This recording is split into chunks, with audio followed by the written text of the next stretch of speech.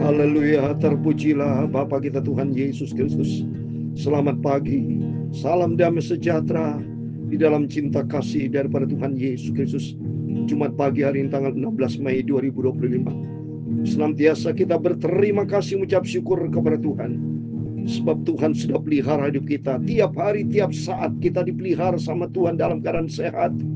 Tiap hari, tiap detik kita selalu bersyukur kepada Tuhan. Bukti nyata kita bisa bernafas, bisa sehat, bisa bekerja, bisa beraktivitas, bisa pelayanan. Ini karena kebaikan Tuhan. Untuk itu setiap detik kita katakan berterima kasih. Sebagaimana Bapak Ibu bernafas setiap detik, itulah ucapkan terima kasih juga setiap detik. Setiap detik Bapak Ibu bernafas, setiap detik saudara katakan terima kasih Tuhan. Bersyukur kepada Tuhan, karena Tuhan begitu baik. Kita mau baca firman Tuhan pada pagi hari ini. Daud berdosa kepada Tuhan. 1 Tawir pasal 21 ayat 1 sampai 8. Nanti bentuk dosa seperti apa nanti kita mau baca. Tapi yang jelas di ayat yang ke-8 Daud berkata, lalu berkatalah Daud kepada Allah, aku telah sangat berdosa. Seringkali kita tanpa kita sadari maupun kita sadari, sering kita selalu berdosa kepada Tuhan, minta ampun sama Tuhan. Tapi janji Tuhan, jikalau kita minta ampun sama Tuhan, Yesus akan mengampuni kita. Itu saya Pastor Yakub Rahmat akan menyanyikan pujian ini. Tuhan Yesus selalu ampuni, amin, haleluya. Dan lupakan yang sudah, amin, haleluya. Dia takkan ingat salahmu dan salahku juga. Tuhan Yesus selalu ampuni, amin, haleluya. Tuhan selalu ampuni, amin, haleluya.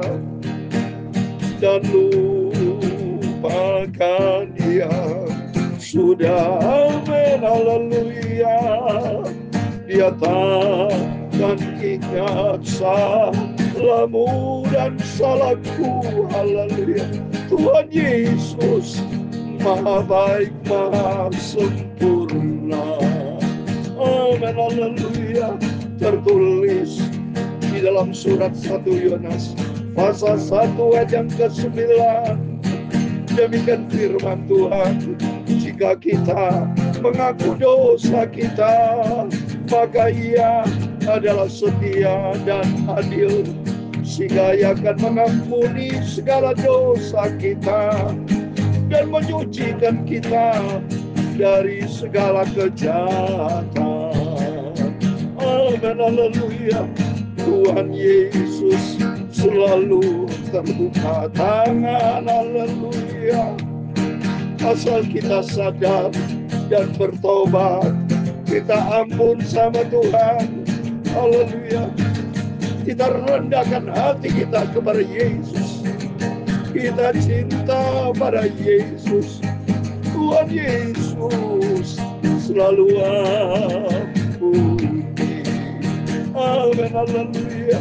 Ya Tuhan punya mula kebesaran dan kejayaan, kehormatan, kemakmuran dan keagungan, amin, haleluya. Ya segala-galanya yang ada di langit dan di bumi, ya Tuhan punya mula kerajaan dan Engkau yang tertinggi itu melebihi segala-galanya sebagai kepala. Sebab kekayaan dan kemuliaan berasal daripada-Mu, dan Engkau-lah yang berkuasa atas segala-galanya, amin, haleluya. Dalam tangan-Mu lah kekuatan dan kejayaan, amin, haleluya. Dalam tangan-Mu lah kuasa membesarkan dan mengokohkan segala-galanya, amin, haleluya. Sekarang Allah kami bersyukur kepada-Mu, amin, haleluya. Dan memuji nama-Mu yang agung itu. Dalam nama Tuhan Yesus, Engkau-lah Juru selamatku yang sangat ku cintai Bapa. Haleluya. Tuhan Yesus, ampuni semua dosaku. Terima kasih Bapa. Berfirman Bapa, pagi ini kami siap baca firman-Mu Bapa. Kami lapar haus akan firman-Mu Tuhan. Haleluya. Tuntunlah hidupku agar kamu berjalan di dalam kebenaran firman-Mu Tuhan. Tuhan Yesus, ampunilah dosaku. Amin. Haleluya. Tuhan Yesus, peganglah hidupku. Amin. Pegang hidupku Bapa. Tuhanku selalu berjalan di dalam kebenaran firman-Mu, supaya aku tidak berdosa kepada Tuhan Yesus. Dalam nama Tuhan Yesus, aku sudah berdoa mengucap syukur. Haleluya. Amin. Amin. Terpujilah Bapa kita Tuhan Yesus. Sungguh kita berterima kasih kepada Tuhan. Kalau kita punya Bapa yang sangat baik, kita masih rentan terhadap dosa Bapak Ibu. Kata kita di dalam dunia ini penuh dengan tantangan, penuh dengan godaan. Dan ada iblis selalu seperti singa mengaum-ngaum mencari siapa yang bisa ditelan. Kita tidak pernah berhenti terhadap dosa, tidak pernah berhenti lolos dari segala macam pergumulan namanya hidup. Ya, kita hidup di dunia ini penuh dengan tantangan, kita harus hadapi. Tapi nomor satu, kita mau selalu dekat dengan Yesus. Kita mau hidup di dalam firman Tuhan. Dan kalau kita berdosa kepada Tuhan, segera kata Yesus minta ampun, bertobat. Kata Tuhan dikatakan dalam surat 1 Yohanes 1:9, jika kita mengaku dosa kita, Ia adalah setia dan adil, sehingga Ia mengampuni segala dosa kita, menyucikan kita dari segala kejahatan, asal kita mau mengaku. Jangan sombong, jangan tinggi hati. Mari kita merendah hati di hadapan Tuhan, karena Yesus rendah hati. Kalau kita kunci rendah hati, hidup sungguh sama Tuhan seperti Daud, selamat kita ini, lolos dari hukuman Tuhan. Amin. Puji nama Tuhan. Mari kita berurutan. Setiap pagi Bapak Ibu baca perjanjian lama. Setiap pagi baca perjanjian lama. Nanti malam perjanjian baru. Selalu kita diisi dengan firman Tuhan ya. Mari supaya kita ada kebenaran Tuhan. Kita melangkah tidak jalan yang ngawur, tapi berjalan sesuai dengan firman Tuhan. Pendaftaran dan hukuman. Iblis bangkit melawan orang Israel. Dan ia membujuk Daud untuk menghitung orang Israel. Coba ini. Benar kata firman Tuhan. Pada waktu Tuhan berdialog dengan iblis. Ya, di Wahyu, bukan di Wahyu, di Ayub. Ya, Ayub pasal 1 ayat 7. Demikian firman Tuhan ya. Ayub pasal 1 ayat 7. Maka bertanyalah Tuhan kepada iblis, dari mana engkau? Lalu jawab iblis kepada Tuhan, dari perjalanan mengelilingi dan menjelajah bumi. Coba ini dari awal iblis pernah ditanya sama Tuhan, dari mana engkau? Ternyata iblis bicara jujur di hadapan Tuhan. Dia tidak bisa bohong. Karena iblis tahu percuma bohong. Karena Tuhan itu maha tahu, maha segala-galanya.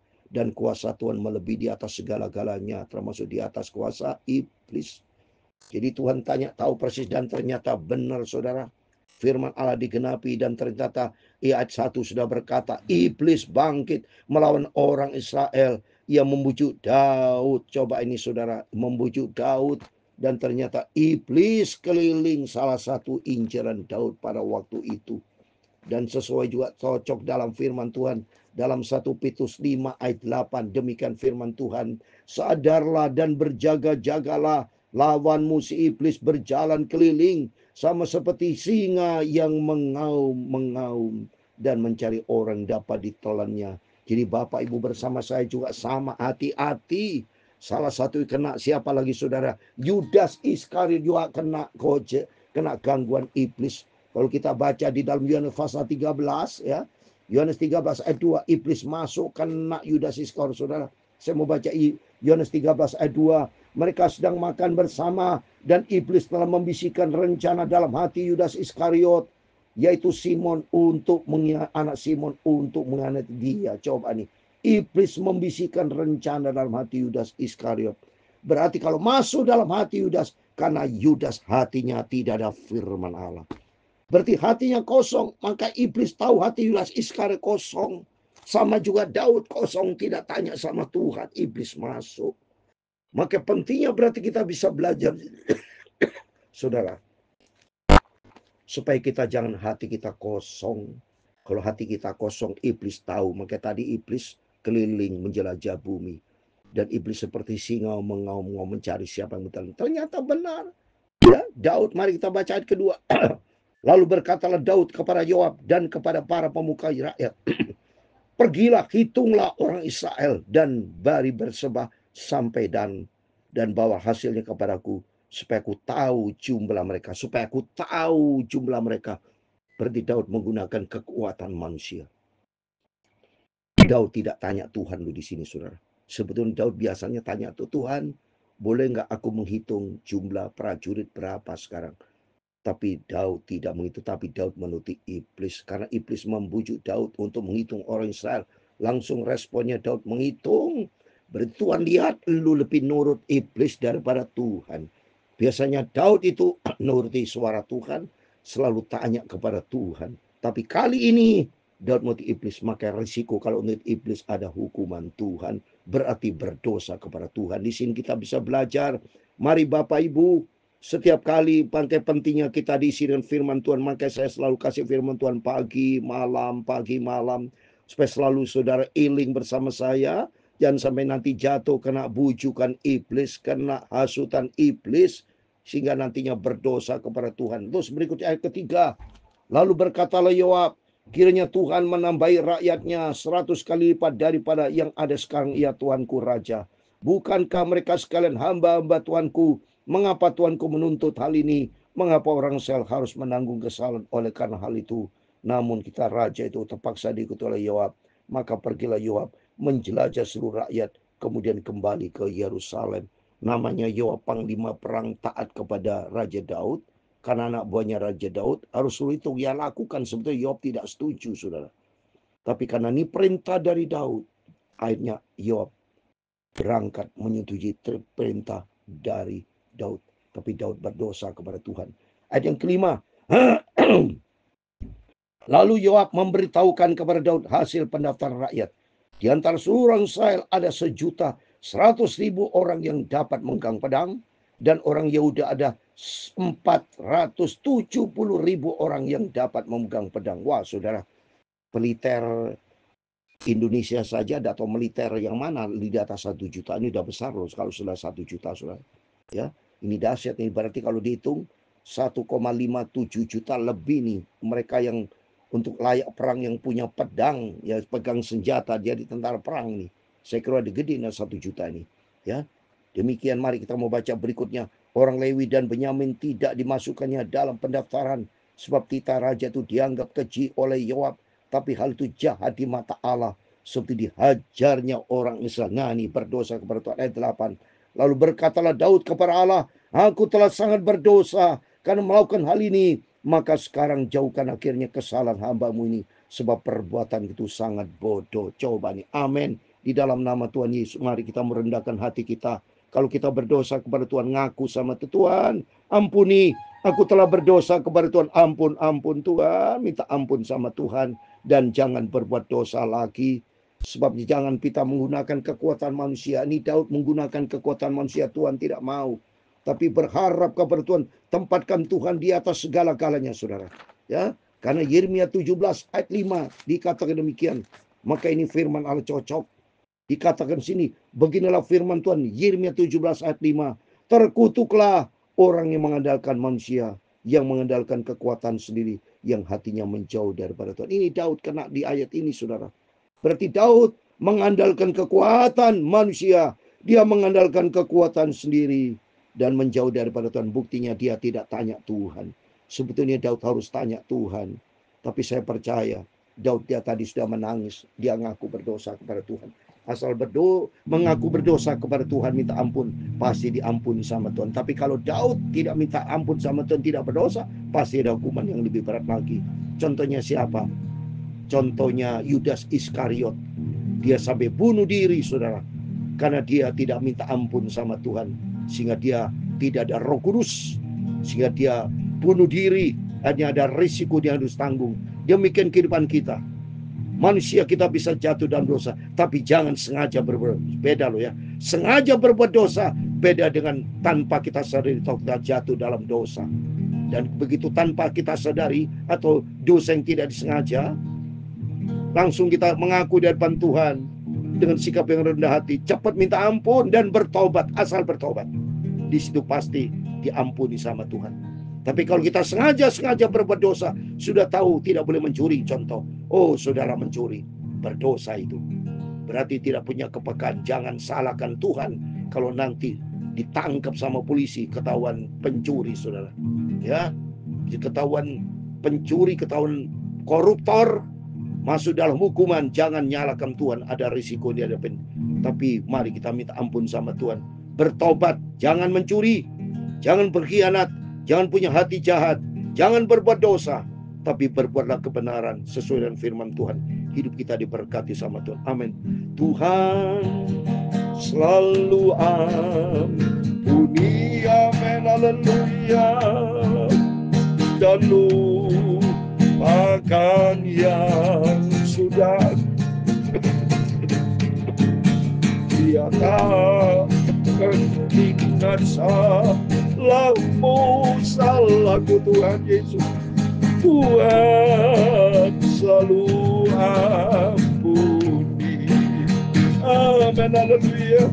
Tuhan memberkati engkau dan melindungi engkau. Tuhan menyinari engkau dengan wajah-Nya dan memberi engkau kasih karunia.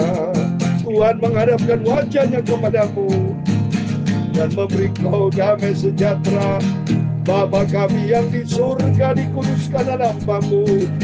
Datanglah kerajaan-Mu, jadilah kehendak-Mu di bumi seperti di surga.